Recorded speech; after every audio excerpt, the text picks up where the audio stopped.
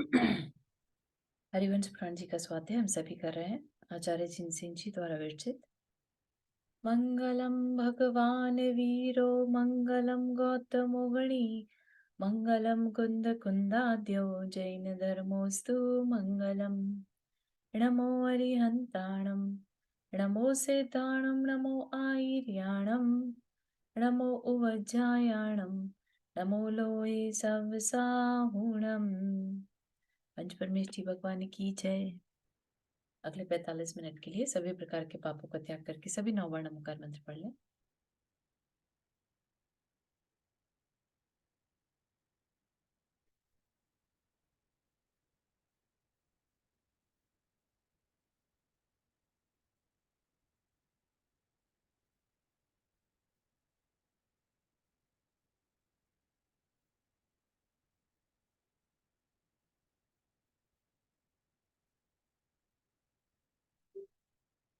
हम्म। तो हमारा इसमें विषय जो अभी चल रहा है वो यही है कि सबो शरण में जो गणधर हैं उनको दिव्य ध्वनि के थ्रू ये सारी जानकारी मिल रही है ना।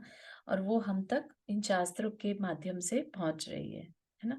उसी से हमें पता चला 5 पाप क्या होते हैं, प्राणियों के बारे में, उनके प्राण कितने होते हैं, जीवों के बारे में पता चला, जीवों की पर्याप्तियां क्या हैं। ये सब जानकारी हमें गणधर के कारण ही पता चल पा रही है ना। तो ये चीजें हमें बहुत जरूरी है जानना, है ना। तो ये सब पता होने के बाद फिर हमें जो आगे हम देख रहे हैं इसमें सागार और अनगार के भेद से 2 भेद माने गए हैं व्रति के। इनमें अणुव्रतों के धारी सागार कहलाते हैं और महाव्रतों के धारक महाव्रती कहे जाते हैं।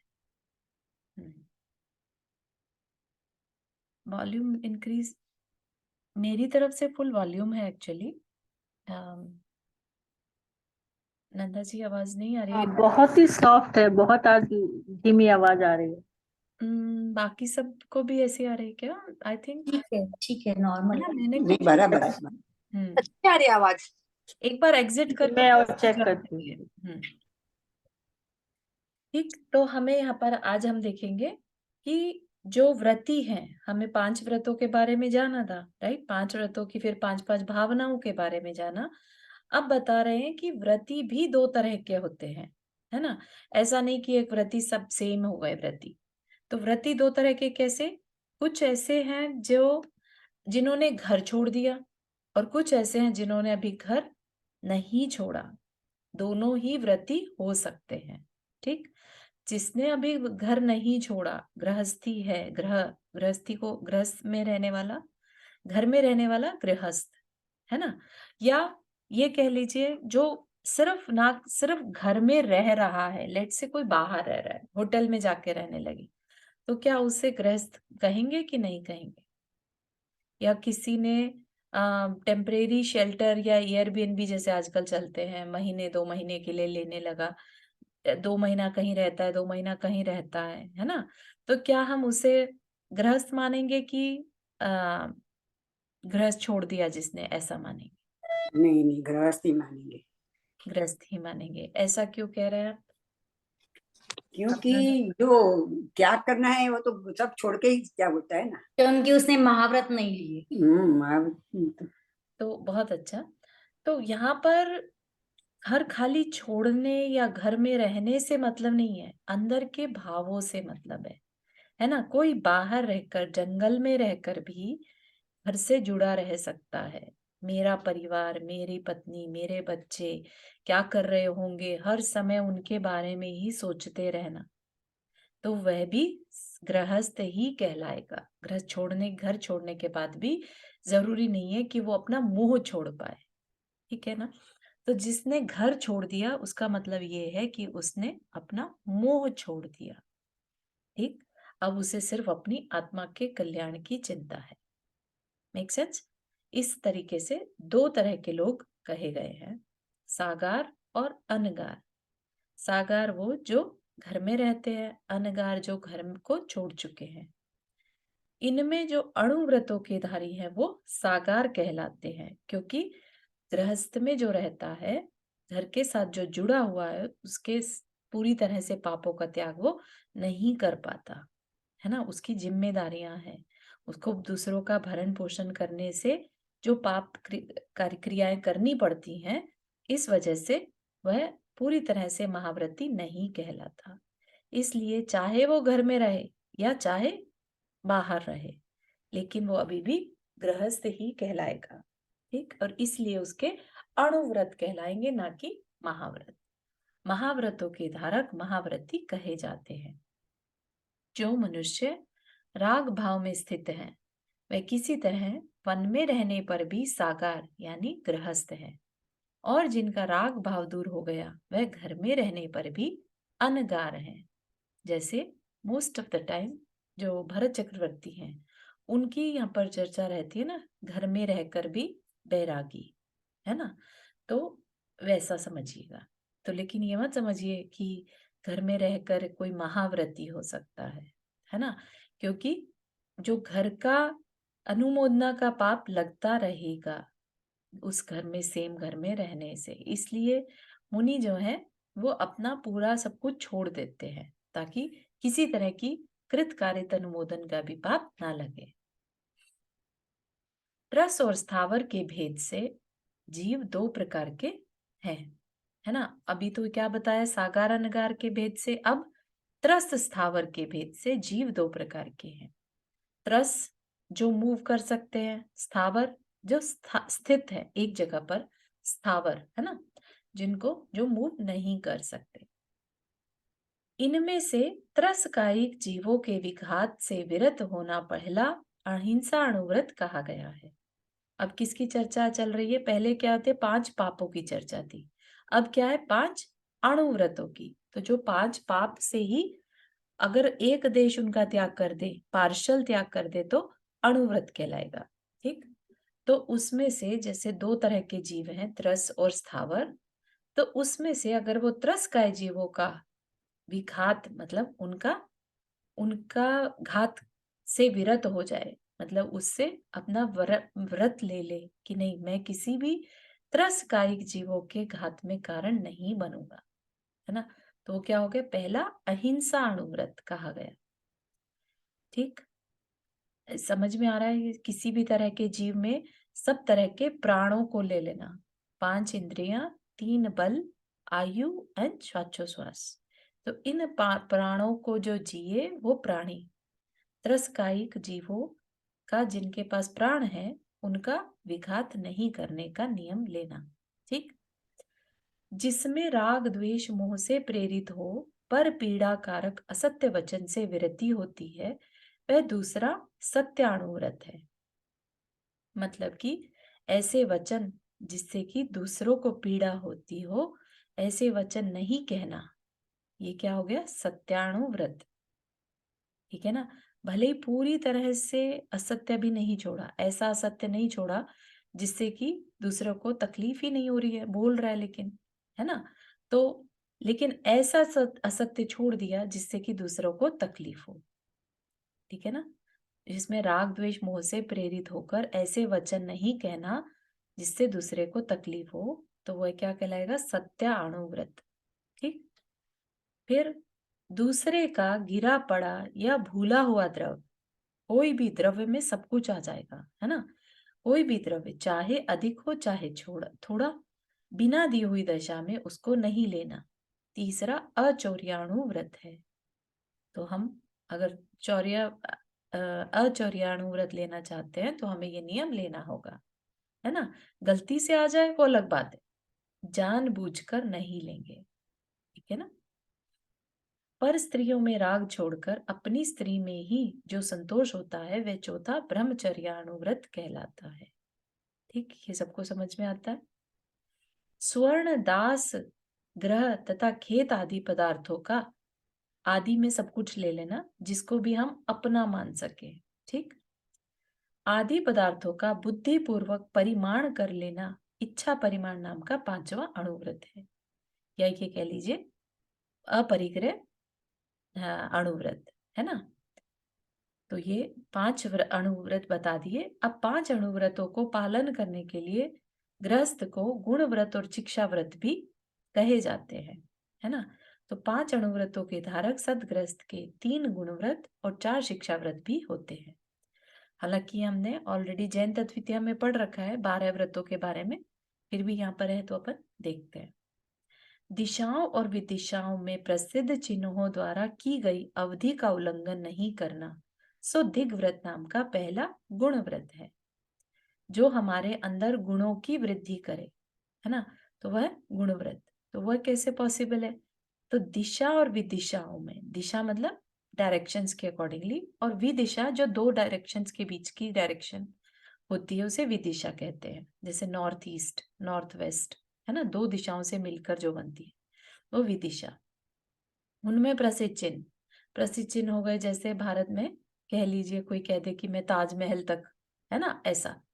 पहले के टाइम में ऐसे बाउंड्रीज का तो नहीं पता रहता था, लेकिन प्रसिद्ध चिन्ह द्वारा की हुई अवधि, अवधि मतलब सीमा, उसका उल्लंघन नहीं करना सो दिग्व्रत नाम का पहला गुण व्रत है। तो इससे क्या फायदा? इससे ये फायदा है कि दिशाओं विदिशाओं में जाने की इच्छा ही नहीं है, तो किसी तरह की कोई अनुमोदना भी नहीं है, वहां कुछ ही होता रहे, हमें उससे कोई मतलब नहीं है, ठीक है ना। दिग्व्रत के भीतर यावत जीवन के लिए किए हुए बृहद परिमाण के अंतर्गत कुछ समय के लिए जो ग्राम नगर आदि की अवधि की जाती है उससे बाहर नहीं जाना सो देशव्रत नाम का दूसरा गुण व्रत है। अब इसमें और फर्दर क्या किया, गली मोहल्ला, रोड्स, है ना, उसकी भी सीमा बना ली, उससे और छोटा कर दिया। पहले तो सिर्फ दिशाएं थी कि मैं इस दिशा या इस नगर, इस देश में नहीं जाऊंगा, अब उससे भी छोटा ग्राम नगर, है ना, और छोटे गली मोहल्ले तक की सीमाएं बना ली, ठीक। यह दूसरा देश व्रत। फिर है अनर्थ दंड व्रत। पापोपदेश, अपध्यान, प्रमादाचरित, हिंसादान और दुष्श्रुति, ये 5 प्रकार के अनर्थ दंड हैं। अब इनको एक्सप्लेन कर रहे हैं। जो पाप के उपदेश का कारण है, ठीक है, कि यहाँ पर बात क्या चल रही है, गुण व्रत बता रहे हैं, राइट। हमारे अंदर गुण कब बढ़ेंगे? जब हम फालतू की चीजों से अपने आप को बचा पाएंगे, ठीक। तो पाप उपदेश, अननेसेसरी पाप के उपदेश का नहीं देना, जो पाप के उपदेश का कारण है, जिससे कि पॉसिबल है, पाप हो सकता है, ऐसा कार्य नहीं करना, ऐसा उपदेश नहीं देना, है ना। आपने तो एक स्टोरी बताई, लेकिन दूसरे ने उससे एक गलत काम करने के लिए मन बना लिया, तो इस तरह के जो कार्य है उससे बचना, राइट। ये अनर्थ दंड हो गया। और क्या बता रहे हैं? हाँ, वणिक तथा वधक आदि के सावध्य कार्यों में आरंभ कराने वाले जो पाप पूर्ण वचन है वह पापोपदेश अनर्थ दंड है, ठीक है। सावध्य कार्य मतलब जो आ, जो हमारे गृहस्थ के कार्य रहते हैं उसमें जो पाप कार्य होते हैं, है ना, उसको बढ़ाने वाले जो वचन है वह पाप उपदेश का होने से अनर्थ दंड है, ठीक। किसी भी तरह से पाप का उपदेश में हम कारण ना बने। अपनी जय, दूसरे की पराजय तथा वध, बंधन एवं धन का हरण, किसी भी तरह से, है ना। अपध्यान, अपध्यान मतलब नेगेटिव थिंकिंग, नेगेटिव थिंकिंग को यहाँ पे क्या बताया, वेस्टेज ऑफ टाइम, ठीक है। दूसरा के लिए बैठे बैठे और कुछ नहीं, दूसरे की हार हो जाए, दूसरे का काम बिगड़ जाए, दूसरे का पैसा छिन जाए, दूसरे के बच्चों पे तकलीफ आ जाए, दूसरे के परिवार में ये हो जाए, है ना, दूसरे की लड़ाई हो जाए, दूसरे का चैन छूट जाए, ये सब चीजें जो है ये क्या है, अपध्यान, ठीक। तो इससे भी हमें बचना है, नेगेटिव थिंकिंग। वृक्ष आदि का छेदना, पृथ्वी का कूटना, पानी का सींचना, मतलब कि बैठे बैठे कुछ और नहीं मिल रहा तो पृथ्वी को फोड़ने लगे, जमीन खोदने लगे, है ना, वृक्षों को जबरदस्ती पीटने लगे। कई लोग का होता है ना, और कुछ नहीं तो बस डंडा हाथ में आ गया तो उसे बस मारे चले जा रहे हैं कहीं ना कहीं, है ना, अननेसेसरी। फिर पानी को डोलना, पानी का खुला छोड़ देना, नलके का खुला छोड़ देना, ये सब क्या है, अनर्थक कार्य करना प्रमाद चरित नाम का अनर्थ दंड है। एक तरह से हमारा प्रमाद कहलाएगा, बैठे बैठे बस बिना वजह अपने टाइम को वेस्ट कर रहे, किल कर रहे हैं, ठीक है ना। विष कंटक, हाँ नंदा जी आपने हाथ रेस किया। हाँ, ये जो वृक्षादि का छेड़ना है, तो कभी कभी जैसे हम बैकयार्ड में होते हैं और हम देखते हैं वीड हुई जा रही है, तो उसको निकालने लगते हैं, तो क्या वो इस तरह इसमें आएगी क्या? नहीं नहीं, इसमें क्या है कि जैसे अभी बताया, डंडा आ गया हाथ में तो लगे किसी भी पेड़ को पीटने, और मतलब ये सफाई करने के तब पर्पज से अगर हम हाँ निकाल रहे हैं तो वो तो इसमें। It's okay. हाँ, तब अगर आपके पास कोई कार्य, अनर्थ मतलब बिना अर्थ के, बिना कारण के कुछ करना, ठीक है। ठीक है ना। विष, कंटक, शस्त्र, अग्नि, रस्सी, दंड तथा कोड़ा आदि हिंसा के उपकरणों का देना सो हिंसा दान नाम का अनर्थ दंड है।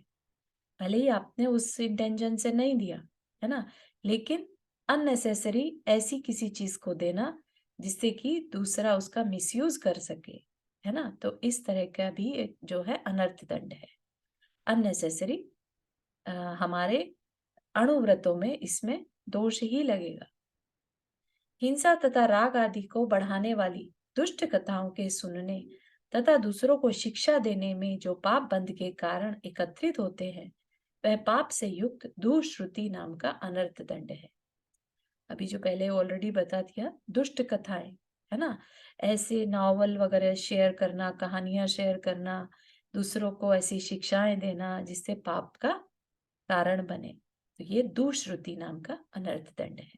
ठीक, कई लोगों को इंटरेस्ट रहता है ना बहुत ज्यादा काम वेदना बढ़ाने वाली कोई चर्चाएं करना, या हिंसा, उसने फलाने ने ऐसा एक सस्पेंस का कुछ देख लिया, थ्रिलर वाला देख लिया, उसको शेयर करना, है ना, तो दूसरे के अंदर भी अननेसेसरी उन भावों को बढ़ाना, है ना, तो ये क्या है, दुष्श्रुति नाम का अनर्थ दंड।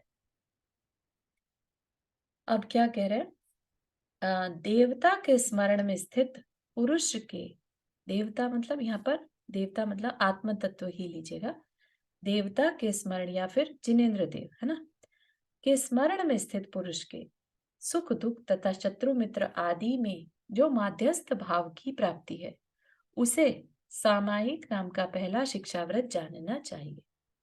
किसी भी तरह से बाहर से अपने को समता में रखकर अपने आत्मा में जो लीन है ना, ऐसा सामायिक नाम का शिक्षा व्रत।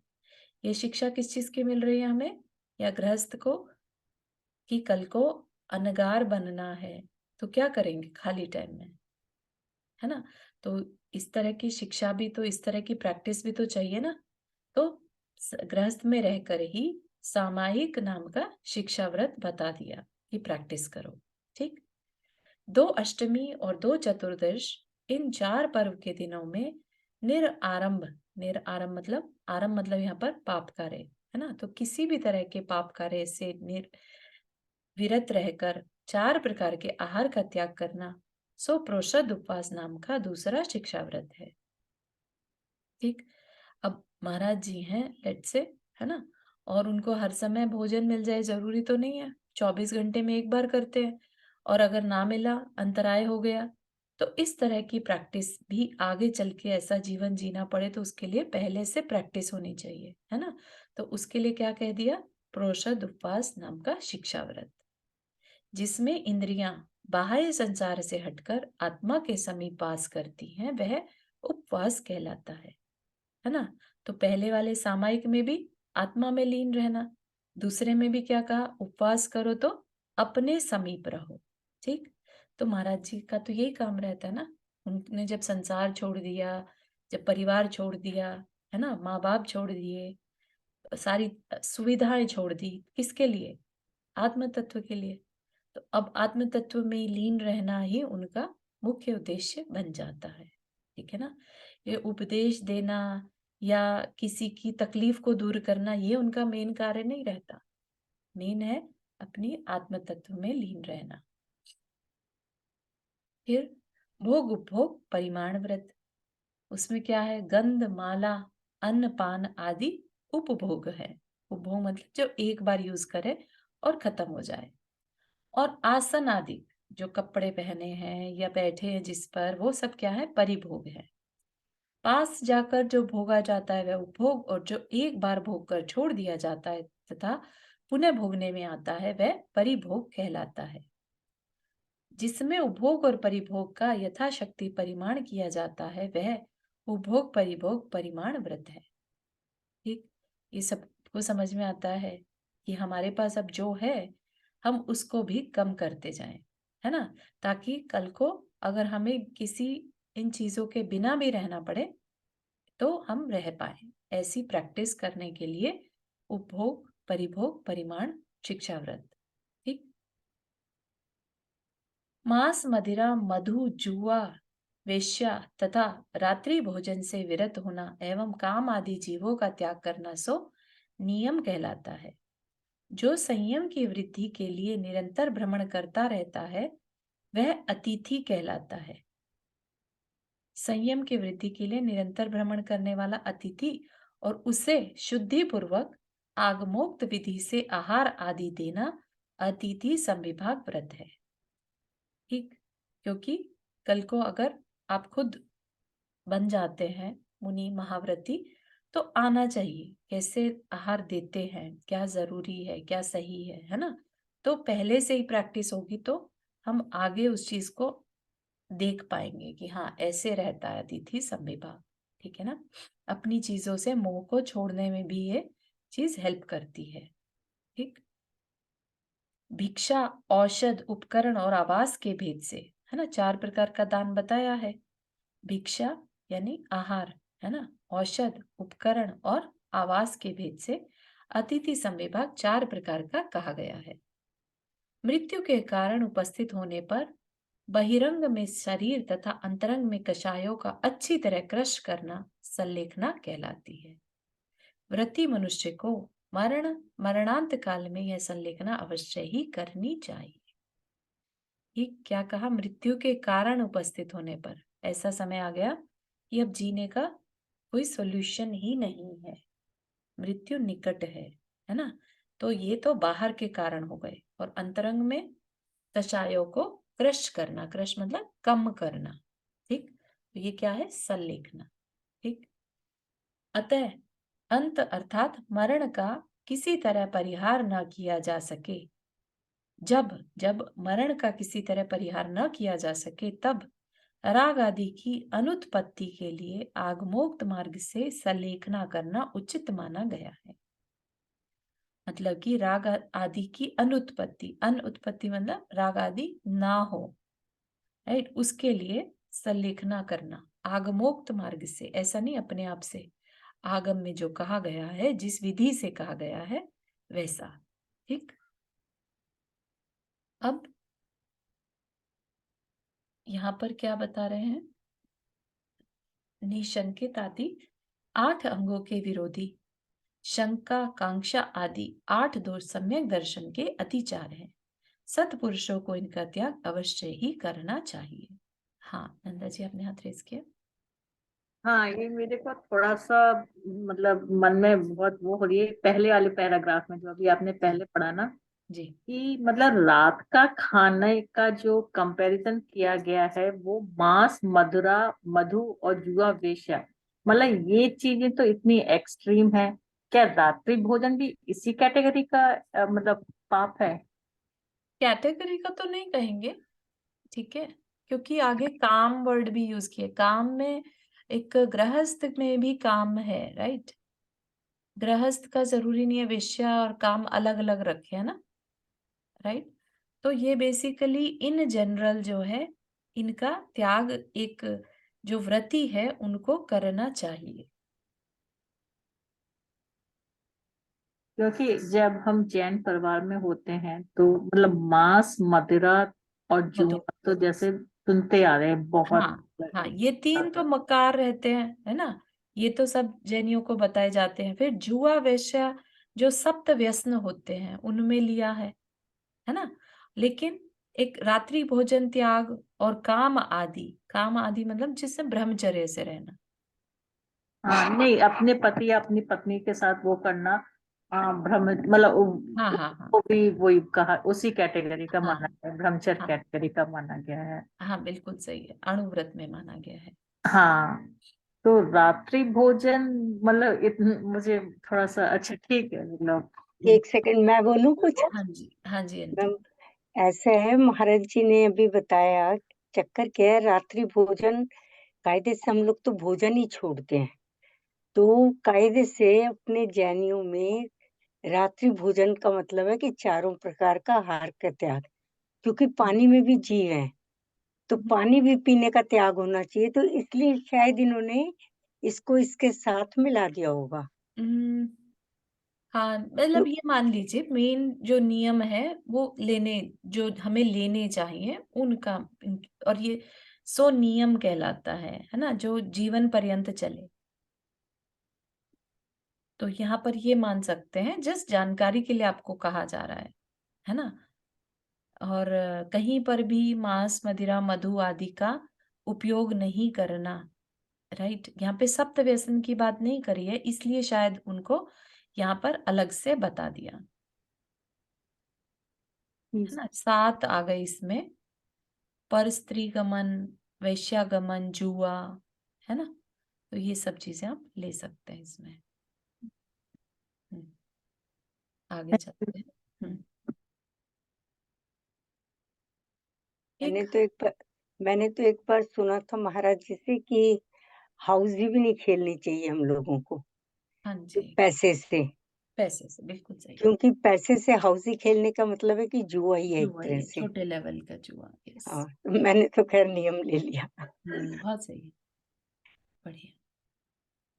तो यहाँ पर अब जो है इन 5 अणुव्रतों के अतिचार के बारे में बता रहे हैं कि कब कब जो ऐसी क्रियाएं करना, क्या अतिचार, अतिचार होता है बेसिकली व्रत में दोष लग जाना, ठीक है। तो किन क्रियाओं से, अब कहने को तो हमने अणुव्रत ले लिया, लेकिन क्या हम ऐसी कोई एक्टिविटी तो नहीं कर रहे जिससे हमारे इन व्रतों में दोष लग रहा हो। तो उसको बताने के लिए अब उन अतिचारों की जानकारी दे रहे हैं। क्या कहा, 5 अणुव्रत तथा, चारों, एक सेकंड, एक बात बताना, जैसे अनुव्रत में तो एक बार प्रमाण सागर महाराज जी ने बताया था कि 5 होते हैं, 5, ये हिंसा, चोरी, ये चोरी झूठ, चीजें। हाँ जी। तो जैसे कि ये शिक्षा व्रत वगैरह, ये भी इसमें अनुव्रत में ही आएगा? ये श्रावक के 12 व्रतों में आता है, जिसको कि एज अ प्रैक्टिस करता है श्रावक। एंड देन जब प्रतिमा ले लेते हैं, व्रत प्रतिमा, तो फिर ये 12 के 12 फॉलो करने होते हैं। ओके, हाँ, तो वैसे दूसरी सिर्फ प्रतिमा, सिंपल अनुव्रत में तो प्रमाण करेक्ट, सागर 5 महाराज ही जी ने एक आएंगे। बार बताया था कि 5 ही होते करेक्ट, हैं, बिल्कुल ये सही, हर कोई कर सकता है। यस, बिल्कुल सही। 12 व्रत सिर्फ प्रैक्टिस के लिए हैं, ये सब प्रैक्टिस के लिए, ओके, ठीक है। क्योंकि ये दिग्व्रत, देशव्रत, ये तो, और एक जगह मैंने सुना कि जैसे दिग्व्रत वगैरह लो तो आजीवन लेना चाहिए, ये हाँ ठीक है क्या, कि जी। आजीवन लो तो, हाँ, जैसे आदमी आजीवन थोड़े दिन के लिए रख ले?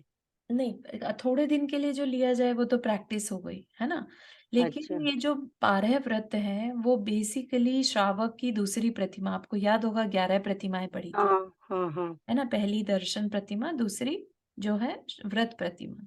तो हाँ, उस व्रत प्रतिमा में ही वो फिर लाइफ लॉन्ग ली जाती है प्रतिमा, ठीक अच्छा है। तो अच्छा। फिर ये सब लाइफ लॉन्ग के लिए 12 के 12 व्रत, तो आप समझिए कि सामायिक, है ना, अतिथि संविभाग, ये सब लाइफ लॉन्ग करना होगा। हाँ, तो ये जिन्होंने प्रतिमा लिया उनके लिए तो जरूरी है, जैसे होना बिल्कुल, तो हमारे लिए भी चाहिए, लेकिन अपना या नहीं हो ये पाता। ये 5वां गुणस्थान रहता है ना, ये इससे आता हाँ है। जी, इससे 5वां गुण स्थान बन जाता है।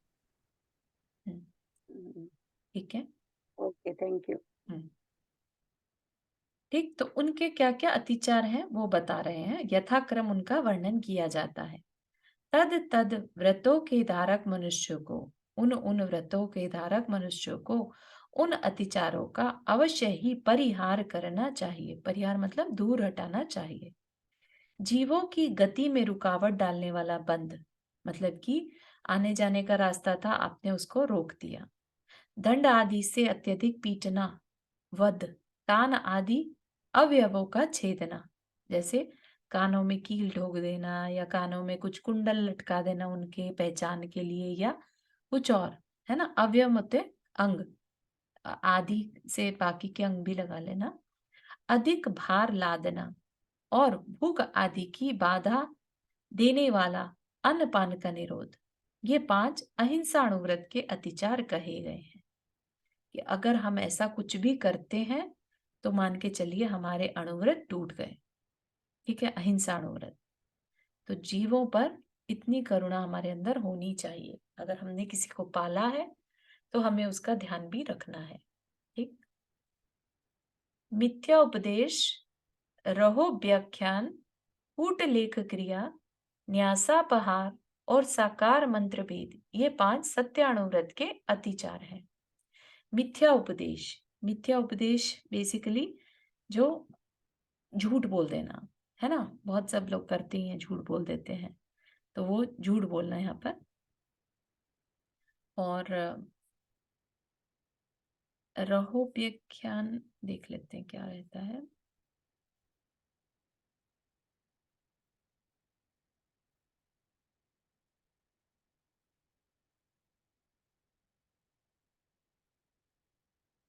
आगे लिखा है ना सभी का।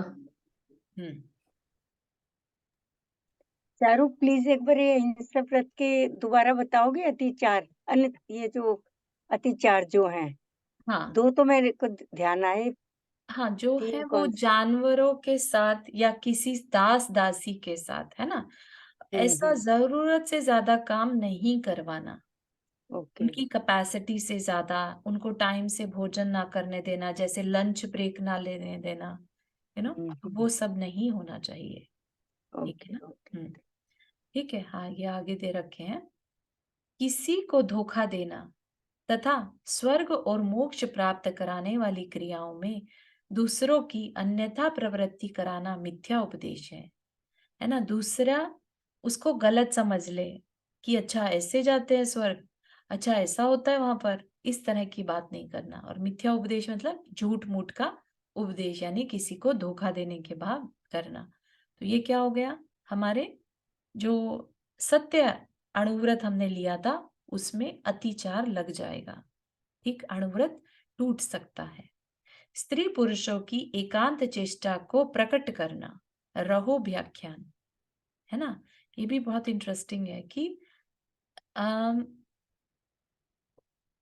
किसी की प्राइवेट डिस्कशन हो रही है और उसको पब्लिक बना देना। ठीक है, तो उससे भी हमारे सत्य अणुव्रत पर अतिचार लगता है। जो बात दूसरे ने नहीं कही उसे उसके नाम पर स्वयं लिख देना कूट लेख क्रिया है, कि उसने ऐसा कहा, उसने ऐसा किया, है ना। तो ये क्या है, कूट लेख नीति, जिसे कहते हैं ना झूठ बोलना बेसिकली, तो ये उसके अंदर आएगा। कोई मनुष्य धरोहर में रखे हुए धन की संख्या भूलकर उससे स्वल्प ही धन का ग्रहण करता है तो उस समय ऐसे वचन बोलना कि हाँ इतना ही था ले जाओ, यह न्यासापहार है। मतलब समझ में आया कैसे, कि कोई भूल गया, हमने किसी ने हमें कुछ पैसा उधारी दिया था अपना रखने के लिए, और वापसी लेते टाइम उसको याद नहीं रहा कितना लिया था और उसने हमसे थोड़ा लिया कंपेयर टू जितना दिया था, और हमें पता था कि उसने कम लिया, तो क्या कहा, हाँ हाँ इतना ही था, बढ़िया ले जाओ, है ना। तो ये न्यासापहार, तो इसमें भी हमारा सत्यानुव्रत को अतिचार लगेगा। मोह का चलाना आदि चेष्टाओं से दूसरे के रहस्य को जानकर ईर्ष्यावश उसे प्रकट कर देना साकार मंत्र भेद है। ठीक, मंत्र भेद मतलब जो मंत्रणा जिसे गुप्त कहते हैं ना, वो डिस्क्लोज कर देना, किस लिए, ईर्ष्यावश। तो तो ये भौहों का चलना क्या मतलब? मोह का चलना आदि चेष्टाओं से मतलब कि फेशियल एक्सप्रेशन से। ठीक है, ठीक है। दूसरों के, हाँ आदि वर्ड यूज किया तो और भी चीजें लगा लेना, किसी ने हाथों से इशारा कर दिया, आईज से इशारा कर दिया, ऐसा। ठीक है, दूसरे के रहस्य को बता देना। मर्यादा के पालक तथा आचार शास्त्र के ज्ञाता मनुष्यों को विचार कर इन अतिचारों का अवश्य ही परिहार करना चाहिए। ठीक, ये हो गया हमारा सत्यानुव्रत का, राइट। स्तेन प्रयोग तदाहृता दान विरुद्ध राज्यातिक्रमम हीनाधिका मानोन्मान और प्रतिरूपक व्यवहार, ये 5 अचौर्याणु व्रत के अतिचार हैं। क्या कहा? कृतकारित अनुमोदन से चोर को चोरी में प्रेरित करना स्तेन प्रयोग है। मतलब कृतकारित अनुमोदन तीनों तरीके से, खुद तो चोरी नहीं की लेकिन दूसरों को आइडिया दे दिया, है ना, तो वो भी क्या है? प्रेरित, इसका अतिचार है। चोरों के द्वारा चुरा कर लाई हुई वस्तु का स्वयं खरीदना तदाहृता दान है। मतलब कि हमने उससे खरीद ली, है ना, उसका सपोर्ट हो गया, एक तरह का अनुमोदना हो गई। आक्रमणकर्ता की खरीद होने पर स्वकीय राज्य की आज्ञा का उल्लंघन कर विरुद्ध राज्य में आना जाना, अपने देश की वस्तुएं वहां ले जाकर बेचना, विरुद्ध राज्य अतिक्रमण, मतलब कि अपने, जैसे वो कंट्री से एक तरह से धोखेबाजी करना, है ना, तो वो अपनी चीजें ले जाकर वहां पर इलीगल बेच देना, जिस पर कि स्टॉप लगा था, और वहां जाकर, या जिस कई बार बाउंड्रीज रह जाती है ना कई देशों की, कहीं से कंट्री ने बोला कि इस कंट्री के साथ तुम विनिमय या ट्रेडिंग नहीं करोगे, है ना, और फिर भी जाके कर लेना, ये राज्य अतिक्रमण, राज्य के डिसीजन के अगेंस्ट जाना। प्रस्थ आदि मान में, प्रस्थ होता है बाट, है ना, आदि मान में भेद और तुला आदि उन मान में भेद रखकर हीन मान्योन्मान से दूसरों को देना और अधिक मान्योन्मान से स्वयं लेना, हीनाधिक मान्योन्मान आपका अतिचार है। मतलब कि जब दूसरों को दे रहे हैं तो कम तोल कर देना, और जब खुद ले रहे हैं तो ज्यादा तुलवा कर लेना, ये भी क्या है? चोरी वाला इसमें दोष लगता है। कृत्रिम मिलावट, तार, सोना चांदी आदि के द्वारा दूसरों को ठगना प्रतिरूपक नाम का अतिचार है। मतलब कि डुप्लीकेट्स बनाकर बेचना, है ना, कई बार इवन डायमंड जैसे हर एक को पहचान नहीं रहती, और ये कह के कि ये डायमंड है और ऐसा कह के बेचना, है ना, तो वह इस कैटेगरी में आएगा। ठीक, फिर क्या है? जो ब्रह्मचर्य के अतिचार क्या है? पर विवाहकरण, अनंग क्रीड़ा, ग्रहित त्वरिका गमन, अग्रहित त्वरिका गमन और काम तीव्र अभिनिवेश, ये 5 स्वदार संतोष व्रत के अतिचार हैं। प्रज्ञापूर्वक इनका परिहार करना चाहिए, इनको छोड़ना चाहिए। अपनी या अपने संरक्षण में रहने वाली संतान के सिवाय दूसरे की संतान का विवाह कराना पर विवाह करण है। ठीक है, तो कई बार जैसे लोग इसी काम को अपना बिजनेस बना लेते हैं, राइट, तो ये उस चीज से अपने आप को बचाना। जिसने अणुव्रत लिए हैं उनके लिए कह रहे हैं, आप सबके लिए मत अप्लाई करिएगा, ठीक है ना। जिसने अपना मन बना लिया है कि मुझे अणुव्रत लेना है, ब्रह्मचर्य अणुव्रत लेना है, तब इस तरह के नियम का हमें पालन करना चाहिए। ठीक है, अपनी संतान या अपने संरक्षण में रहने वाली, ठीक है, ऐसे के सिवाय किसी और का नहीं। आपके पास कोई भाई का बच्चा रहता है, बहन का बच्चा रहता है, आप उसके लिए कर सकते हैं, लेकिन दूसरे की संतान का विवाह करने में जो इन्वॉल्व होते हैं वो नहीं करना चाहिए। काम सेवन के लिए निश्चित अंगों के अतिरिक्त अंगों के द्वारा काम सेवन करना अनंग क्रीड़ा है।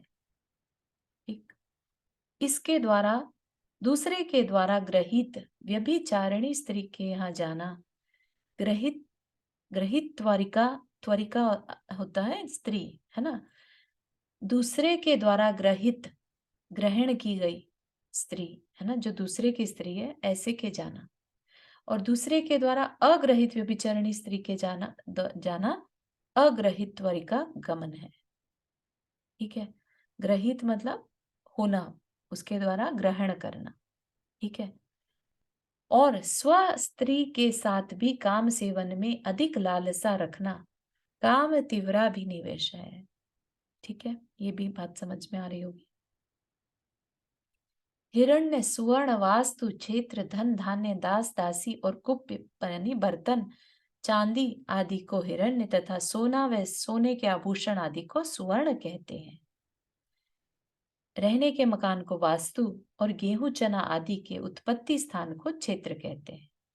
गाय भैंस आदि को धन तथा गेहूं चना आदि अनाज को धान्य कहते हैं।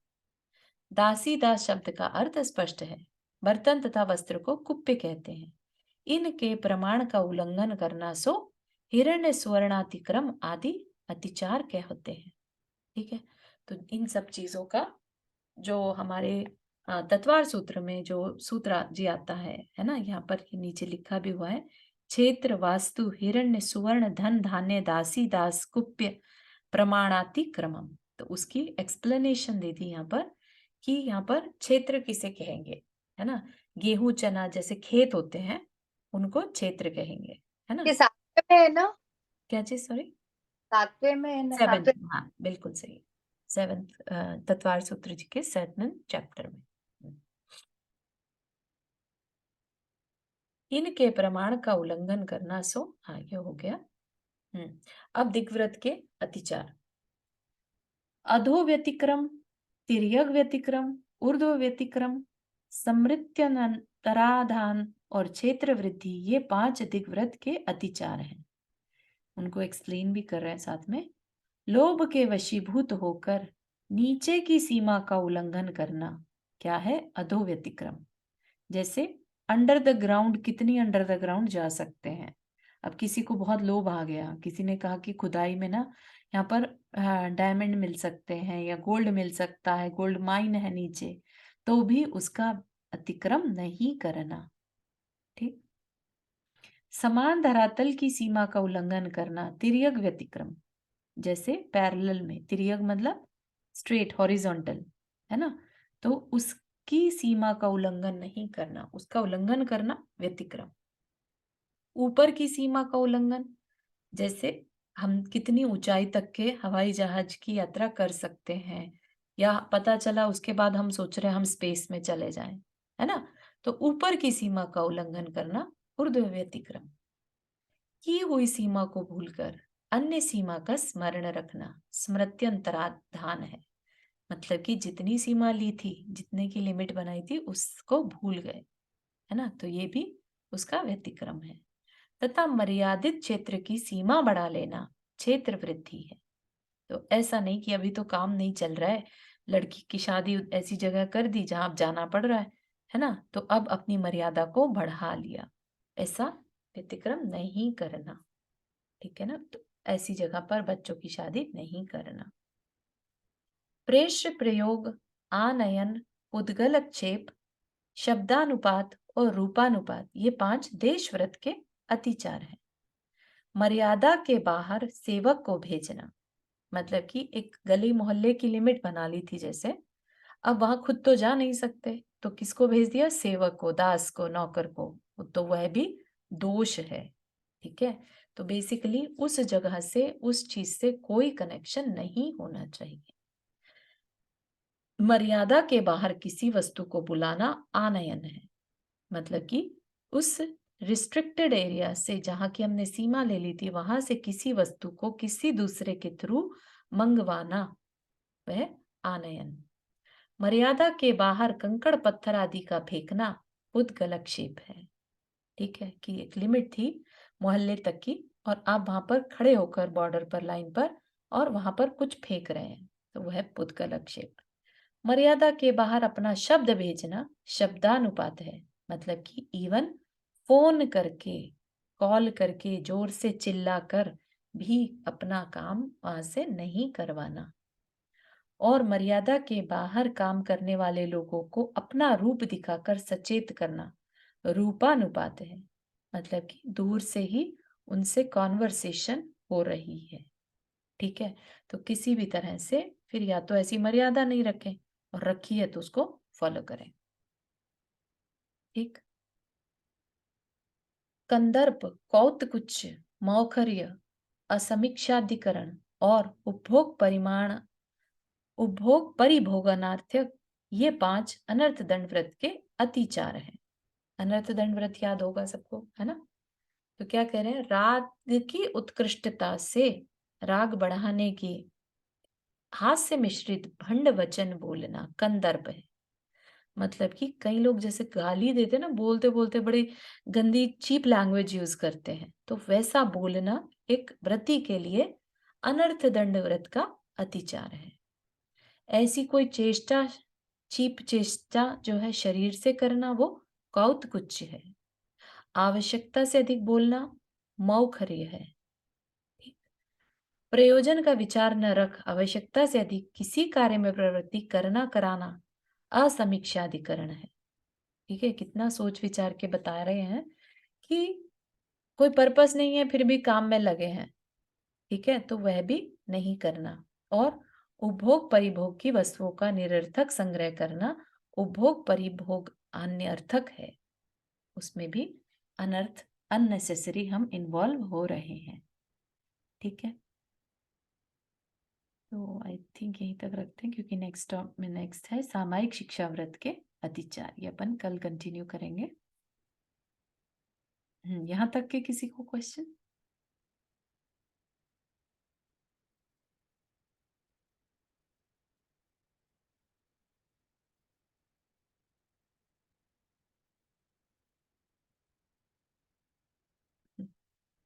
तो आज के लिए इतना ही रखते हैं, कल फिर से मिलेंगे। जनवाणी स्तुति। जा वाणी के ज्ञान से सूझे लोकालोक, सो वाणी मस्तक धरो सदा दे तू दोख। हे जिनवाणी भारती तो ही जपो दिन रैन, जो तेरा शरणा गए सो पावे सुख चैन। 9 बार नमो करना।